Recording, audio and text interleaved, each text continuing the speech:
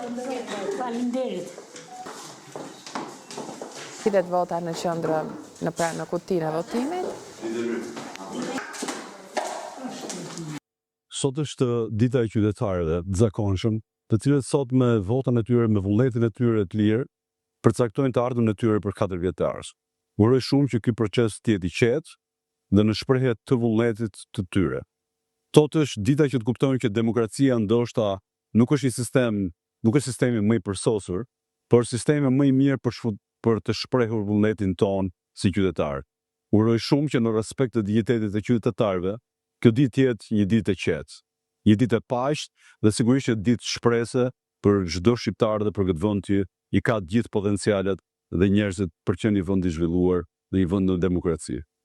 Ftoj të gjithë shqiptarët që sot të votojnë masivisht.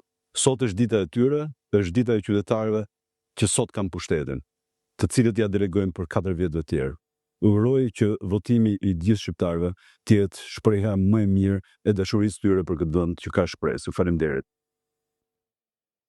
Ishte mesazhi zotit Idrizi edhe ai flet për pjesëmarrje, fokusi deri tani është tek pjesëmarrja duke u bërë thirrje qytetarëve, krerë të subjekteve